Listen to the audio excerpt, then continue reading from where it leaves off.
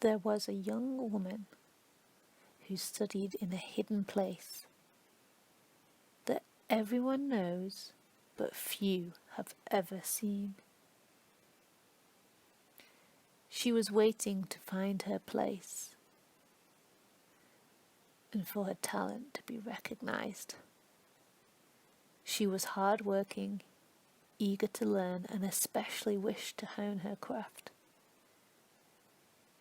She was both confident and shy, decisive and unknowing, generally having more feelings than were seen.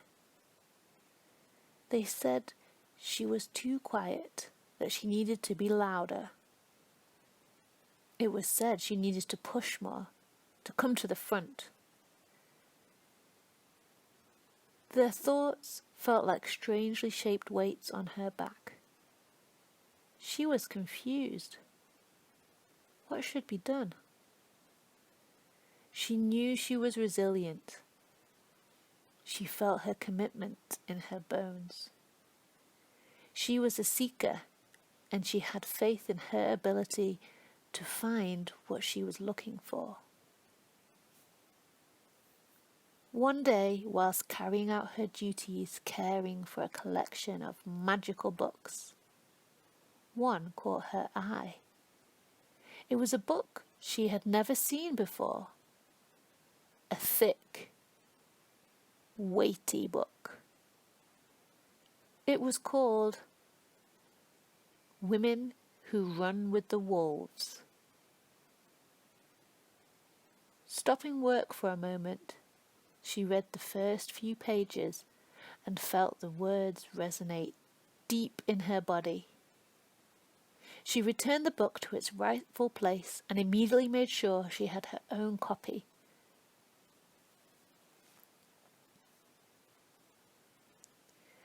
Many years have passed since that young woman found the mysterious book, and in that time it has accompanied her on many journeys.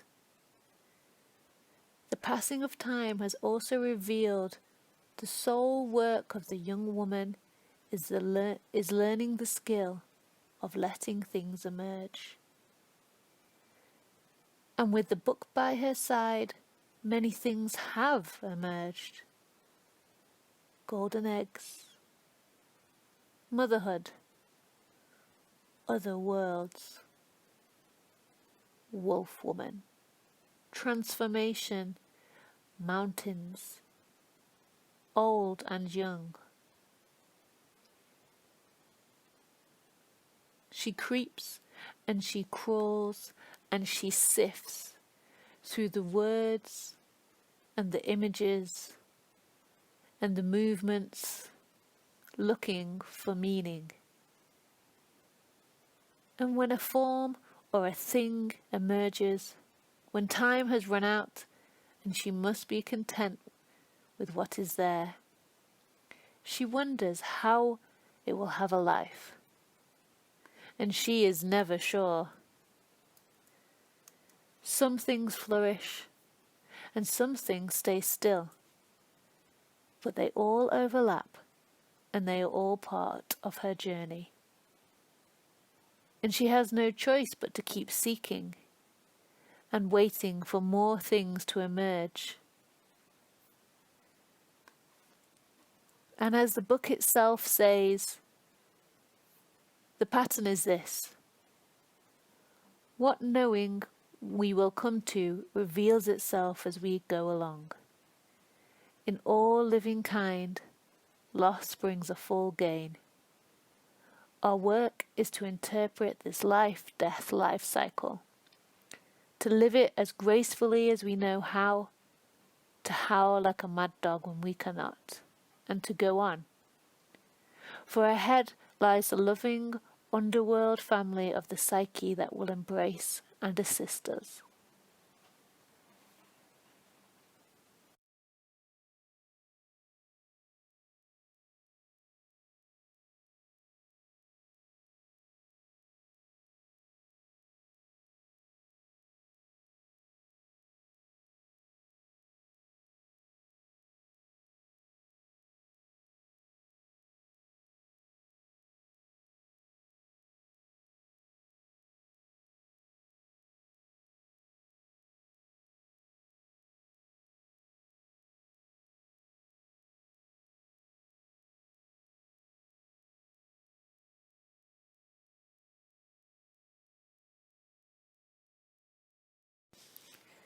The solo you are watching is called The Mountain and Other Tales of She Transformed. It is a meditation on the statement, feminism as the female command of space, the many things this could mean and the many ways it could manifest. Inspired by mountains, fairy tales, and a 1970s bodywork book for women, thoughts and feelings around the female command of space are transfigured into movement, sound, and imagery.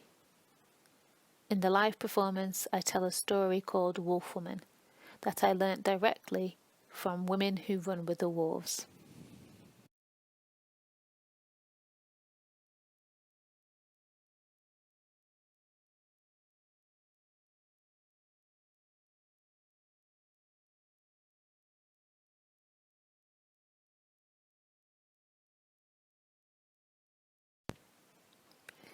In fairy tales, the veil is a symbol of women's ability to be many things, and for me, Paloma Varga-Weiss's ability to be many things is clear.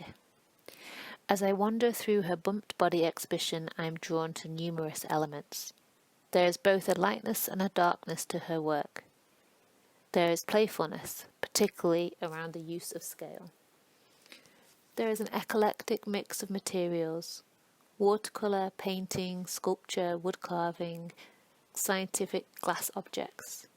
There is a sense that these objects stand alone, yet at the same time they make sense as, and there is a sense of, a collective whole.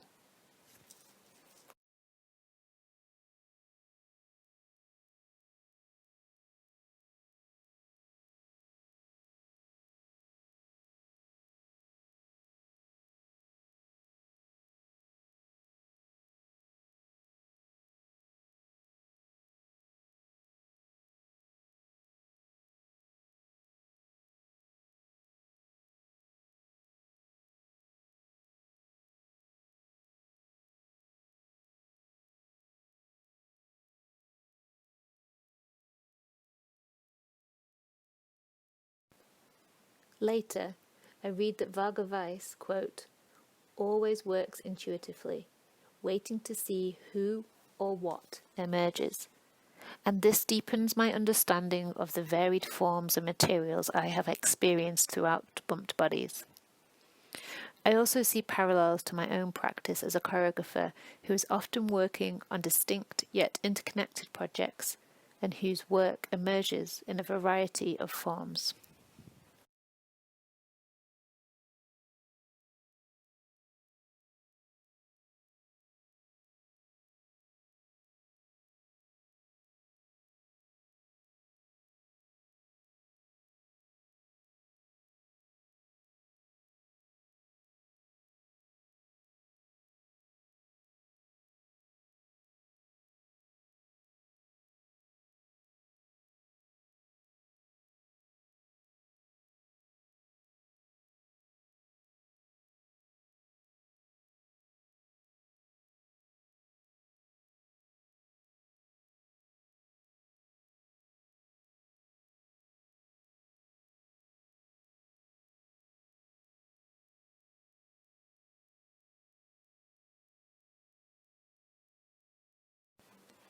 Fairy tales and folk stories have had a constant place in my work after discovering Women Who Run with the Wolves whilst I was studying at the Northern School of Contemporary Dance. Sometimes the stories are a really obvious element of my choreography, and sometimes their presence is more subtle. Perhaps due to my history with fairy tales, I felt an immediate affinity with Varga-Weiss's works, Waldfrau, or Woman of the Forest, and Wilde Leute, or Wild Bunch. Waldfrau consists of two large tree trunks. On one of them sits a female figure all in black, with a smaller figure on her knee. Wilde Leute are moulded ceramic figures, more creature than human, arranged into small groups. With both works, I felt a sense of both familiarity and strangeness. Did I know this story? What was happening? Had I been here before?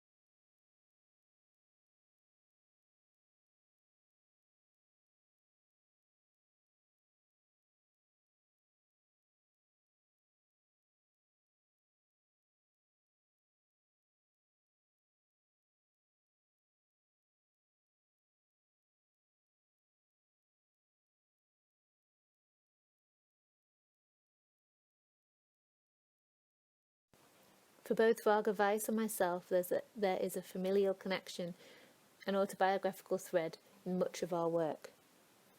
I have made work with my nana and with my dad, and my mum was active in my creative processes. I have an ongoing collaboration with my twin sister, which combines our individual artistic practices of choreography and photography and is underpinned by our relationship as twins. Our collaborative practice runs much deeper than the visible work we make. It's very hard to untangle where our sisterly and our artistic edges begin and end. It is an ongoing process, largely private. Threads being picked up and added to the slow, continuous weave of our lives and our artistic practices.